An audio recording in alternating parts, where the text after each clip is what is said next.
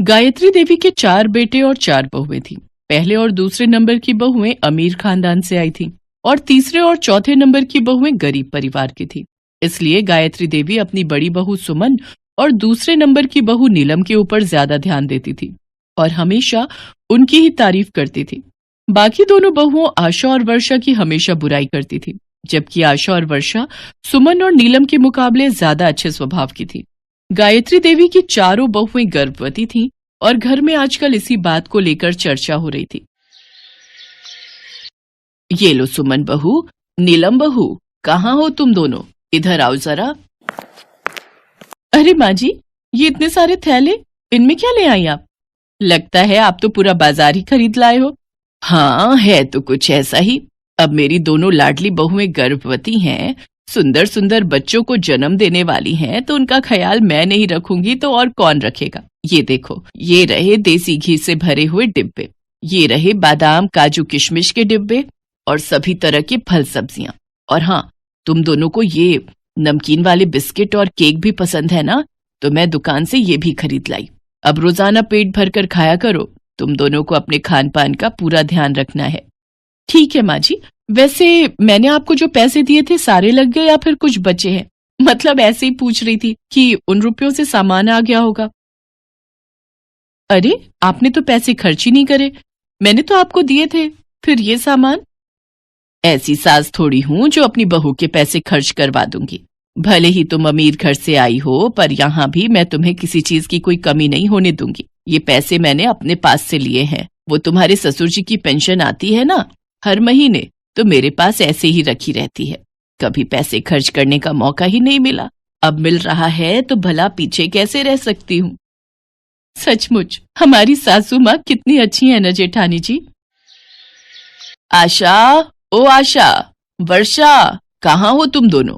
कब से बैठी हूँ, एक गिलास पानी का भी नहीं पूछा।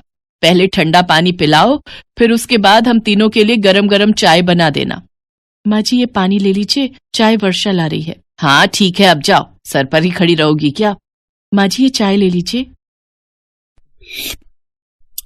कितनी बार कहा है दूध में पत्ती लगाया करो। मेरी दोनों बहुओं को ताकत की चीजों की बहुत जरूरत है, और तुम ये पतली पानी वाली चाय ले आती हो। माँ जी, मैंने दूध में ही पत्ती लगाई है। माँ जी, शाम के खाने के लिए क्या बनाना है एक बार बता देते। माँ जी, आज मेरा ना कढ़ी चावल खाने का बहुत मन है, और मुझे तो पनीर की भुर्जी खानी है माँ जी। तो बस ठीक है, रात के खाने में कढ़ी चावल, देसी घी के पराठे और पनीर की भुर्जी बनेगी। जो मेरी दोनों बहुओं ने कह दिया वही बनेगा।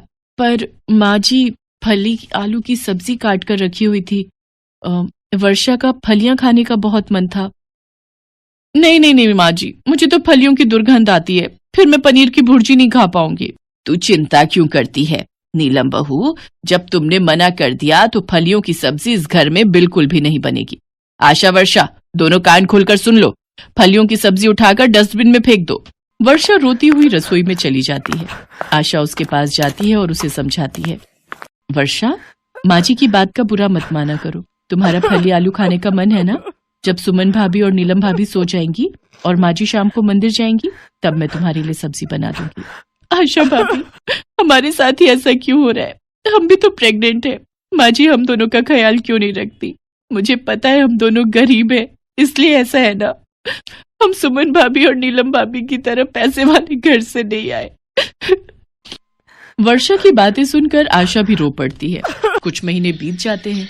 बहुओं की गोद भराई की रस्म होनी थी, सब उसी की तैयारियों में लगे थे। गायत्री देवी भी सुमन और नीलम की गोद भराई के लिए ज्यादा उत्साहित थी। उन्होंने सुमन और नीलम के लिए बढ़िया बढ़िया कपड़े और गहने मंगवा कर रख लिए थे, पर आशा और वर्षा की तरफ गायत्री देवी का कोई ध्यान ही नहीं था। सब लोग बैंक्वेट हॉल में फंक्शन के लिए जाने की तैयारी कर रहे थे, तभी सुमन और नीलम गायत्री के पास आती हैं। बोलो ना भाभी, पहले आप बोलो। क्या हुआ सुमन बहू, बोलो क्या है, बोलो क्या कहना है। वैसे जल्दी चलो, फंक्शन के लिए देर हो रही है, सभी रिश्तेदार और मेहमान आ गए होंगे। माँ जी, वो मैं कह रही थी कि इस फंक्शन में आप ना ही जाओ तो हमारे लिए और हमारे आने वाले बच्चे के लिए शुभ रहेगा। वो मेरी मम्मी कह रही थी कि एक विधवा का साया एक गर्भवती सुहागन पर पड़ना अच्छा नहीं होता। माँ जी, ये हमारे भले के लिए है। आप एक विधवा हो और आपका साया हमारे और हमारे आने वाले बच्चों पर पड़ा तो ये शुभ नहीं होगा, इसलिए आप इस फंक्शन में ना ही जाओ तो बेहतर है। आप आज हम दोनों से दूर ही रहना, हम नहीं चाहते कि हमारे आने वाले बच्चे की जान को खतरा हो। सुमन और नीलम की बातों को सुनकर गायत्री देवी को एक धक्का सा लगता है और उनकी आंखों में से आंसू बहने लगते हैं। वो हिम्मत बांधते हुए दोनों को सिर हिलाकर मना कर देती हैं। चलो नीलम, माँ जी हमारी बात को समझ गई हैं। अरे वो बहुत समझदार है। सुमन और नीलम फंक्शन में चली जाती हैं, पर कुछ देर बाद वो देखती हैं कि गायत्री देवी फंक्शन में आ गई हैं। माँ जी, हम आपको मना करके आए थे ना कि आप फंक्शन में मत आना। आपने फिर ऐसी बच्चों वाली हरकत की कि आप नहीं चाहती कि हम और हमारा बच्चा सुरक्षित रहे। तभी आशा और वर्षा आ जाती हैं। सुमन भाभी, नीलम भाभी, माँ जी को हम लाए हैं। माँ जी हमें और हमारे आने वाले बच्चों को आशीर्वाद देंगी। हाँ भाभी, माँ जी का आशीर्वाद हमारे लिए भगवान के आशीर्वाद के समान है। वो भी तो माँ है, उन्होंने भी तो बच्चों को जन्म दिया है।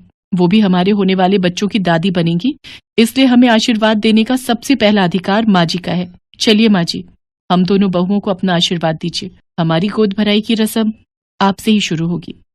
मुझे माफ कर दो आशा बहू, वर्षा बहू, मैंने हमेशा तुम दोनों के साथ कितना बुरा व्यवहार किया। आज तुम दोनों ने मेरा कितना सम्मान किया है। सुमन और नीलम के लिए मैंने कितना कुछ किया, पर उन्होंने मुझे इस अच्छाई का क्या सिला दिया। भले ही वो अमीर घर से आई है, पर उनका दिल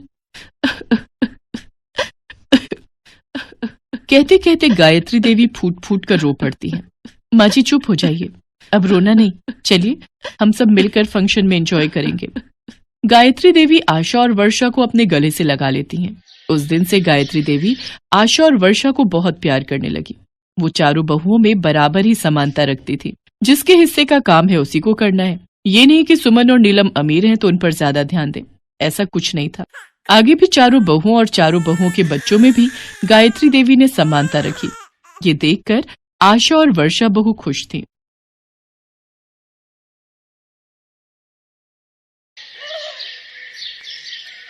उर्मिला की 3 बहुएं थी।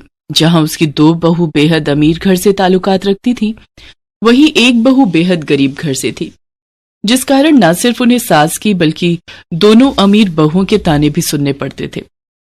रोजाना की तरह गरीब बहू रसोई घर के कामों में जुटी हुई थी। सोनल बहू, अरे ओ सोनल बहू, अरे ओ सोनल की बच्ची कहाँ मर गई? आई माँ जी। हाथों में चाय लिए हुए सोनल हॉल में आती है। ये लीजिए माँ जी चाय।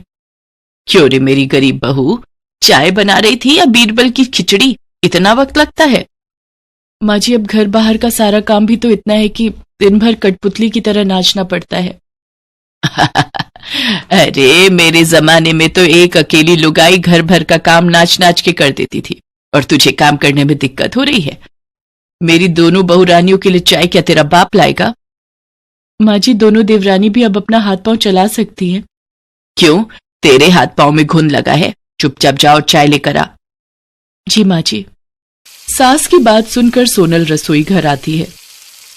जाने सासू माँ मेरे साथ ही ऐसा बुरा बर्ताव क्यों करती हैं? ऐसा जान पड़ता है मैं इस घर की बहू नहीं बल्कि बाई हूं। आजकल के दौर में लोग उनसे भी बेरुखी से पेश नहीं आते होंगे। जाने ये 2 रिहायशी तितलियां ऐसी कौन सी पट्टी पढ़ाती है माँ जी को, जो माँ जी इनका तो गुणगान करती हैं और हमारी गरीबी की हंसी उड़ाने का एक मौका भी नहीं छोड़ती। खैर, यूं दिल ही दिल कुड़ने से कुछ नहीं होगा, क्योंकि हम गरीबों को तो पूछने वाला कोई नहीं होता। गरीब बहू की बेबसी उसकी बातों से साफ जाहिर हो रही थी। जहां गरीब बहू की दशा नौकरानी से भी बदतर थी, वहीं 2 बहुएं छोटी होने के बावजूद सारा दिन बस हुक्म चलाती।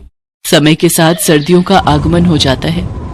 हॉल में बैठी उर्मिला की दोनों अमीर बहुएं कहती हैं, सासू माँ सर्दियां आ चुकी हैं। आप तो जानती हैं कि सर्दियों को लेकर मेरे कितने शौक हैं, इसलिए मैंने डैडी से कहकर चारों के लिए न्यू हीटर मंगवाए हैं ताकि हम चारों ठंड से बच सके।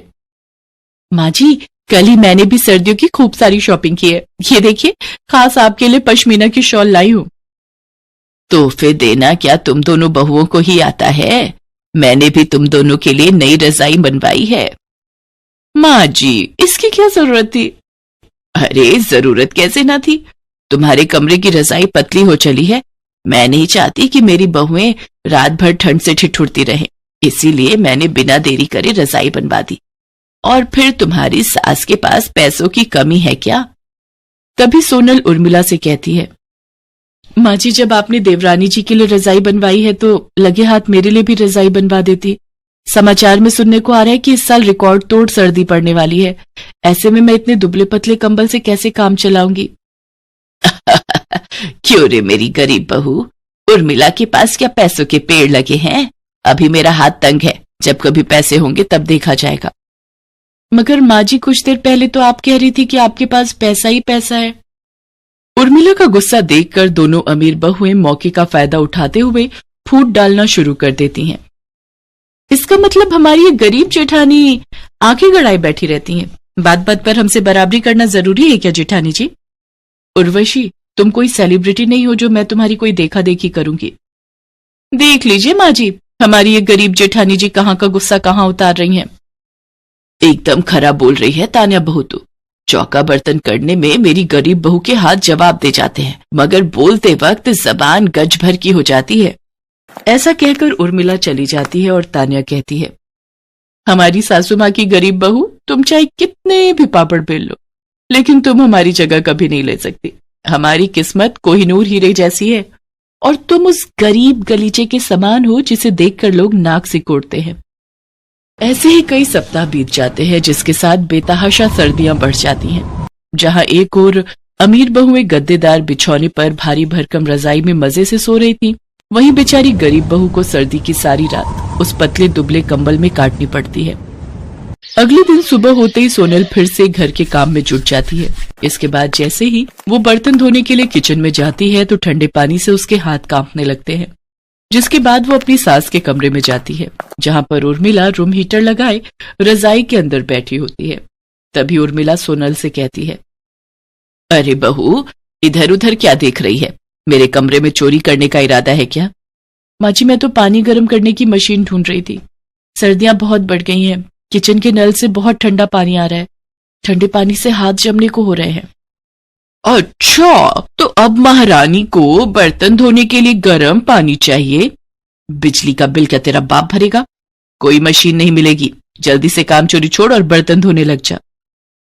इसके बाद खरी खोटी सुनाकर उर्मिला फिर से अपना पल्ला झाड़ लेती है और बेचारी गरीब बहू कड़ाके की ठंड में भी ठंडे पानी से ही काम करके गुजारा करती है।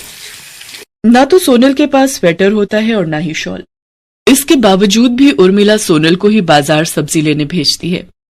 लेकिन एक दिन उर्मिला की तबीयत खराब हो जाती है। उसके कराहने की आवाज सुनकर गरीब बहू जल्दी उसके कमरे में जाती है और कहती है, माँ जी क्या हुआ? आप ठीक तो हैं? अरे, आपको तो बहुत तेज बुखार है। माँ जी, मैं अभी आती हूँ। इसके बाद सोनल किचन में जाकर काढ़ा बनाकर लाती है और उर्मिला को पीने के लिए देती है। साथ ही उर्मिला के सर पर ठंडे पानी की पट्टियां रखना शुरू करती है। सोनल कभी उसके हाथ दबाती तो कभी उसके पैर। सारी रात बेचारी सोनल बिना झपकी लिए अपनी सास की सेवा पानी में लगी रहती है। अगले दिन दोनों बहुएं अपनी सास के कमरे में आती हैं। गुड मॉर्निंग सासू माँ। गुड मॉर्निंग सासू माँ, क्या हुआ? आपका मुंह मरीजों जैसा क्यों लग रहा है? माँ जी की तबीयत कल रात से बहुत खराब थी, उन्हें तेज बुखार था। उर्वशी, चलो यहाँ से, कहीं हमें भी फ्लू न लग जाए। इसके बाद वो दोनों अमीर बहुएं वहां से चली जाती हैं और उर्मिला उनकी सारी बहानेबाजी समझ जाती है। मुझे तो लगा था तुम दोनों यहाँ मेरा हालचाल पूछने आई हो, मगर तुमने अपने तेवर दिखाई दिए। सोनल, मुझे माफ कर दो। मैंने हमेशा तुम्हें गलत समझा और तुम्हारी गरीबी की हंसी उड़ाई। शायद इसी कारण भगवान ने मुझे ऐसा भुगतान दिया है। माँ जी, बीती बातों को याद करके दुखी मत होइए, जो हुआ उसे भूल जाइए। सास का बर्ताव देखकर तान्या और उर्वशी का सर शर्म के मारे झुक जाता है और वो कहती हैं, जेठानी जी, हमें माफ कर दीजिए। हमने आपको ताने दिए, आपकी गरीबी का मजाक उड़ाया। जेठानी जी, हम दोनों को माफ कर दीजिए। ऐसा मत कहो, मैंने हमेशा तुम्हें अपनी बहनें माना है। फिर वो तीनों आपस में गले लग जाती हैं और इसके बाद सारा काम मिलजुल कर करती हैं।